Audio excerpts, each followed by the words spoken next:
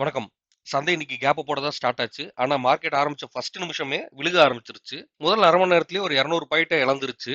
அதுக்கப்புறம் ஒரு 2, 3 முறைக்கு நேத்தோட க்ளோஸ கிராஸ் பண்ண பார்த்துச்சு. ஆனா உடனுடன் கரெக்ட் ஆகி திரும்பவும் பழைய நிலைமைக்கே போயிடுச்சு. ஃபைனலா டேவ க்ளோஸ் பண்ணது பார்த்தீங்கன்னா, 80 பாயிண்ட் நெகட்டிவா தான் க்ளோஸ் பண்ணியிருக்கு. பிராடர் மார்க்கெட் நேத்த விட கம்பேர் பண்ணும்போது கொஞ்சம் பெட்டராவே இருந்துச்சு.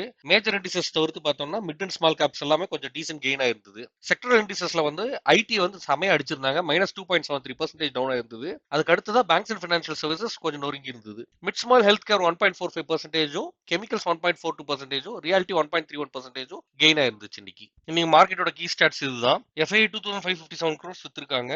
டிஐ 6842 crores வாங்கியிருக்காங்க. இன்னைக்கு டாப் கெய்னர்ஸ் பார்த்தோம்னா மாருதி, டைட்டன், பஜாஜ் ஃபினான்ஸ், அதானி என்டர்பிரைசஸ், எட்டர்னல். டாப் லூசர்ஸ் பார்த்தோம்னா எய்ச்சர் மோட்டார்ஸ், டாடா கன்சியூமர், டிசிஎஸ், இன்ஃபோசிஸ், விப்ரோ. 2 நாள் தொடர்ந்து கெயின் ஆயிட்டு இருந்த ரூபி இன்னைக்கு வீக்கன் ஆயிடுச்சு. 94.60 க்ளோஸ் ஆயிருக்கு. கோல்டு இன்டர்நேஷனல் மார்க்கெட்ல $3,950 $4,020 நடுவில் ஆசிலேட் ஆயிட்டு இருக்கு. சில்வர் $59 per ounce ட்ரேட் ஆயிட்டு இருக்கு. லோக்கல் மார்க்கெட்ல 1 கிராம் 22 கேரட் கோல்டு வந்து 13,020 க்ளோஸ் ஆயிருக்கு. சில்வர் வந்து $245 per கிராமுக்கு க்ளோஸ் ஆயிருக்கு. டாலர் இண்டெக்ஸ் pretty strong 101 பாயிண்ட்ஸ்க்கு மேலேயே தான் ட்ரேட் ஆயிட்டு இருக்கு.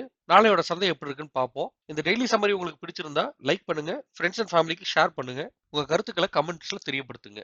நன்றி.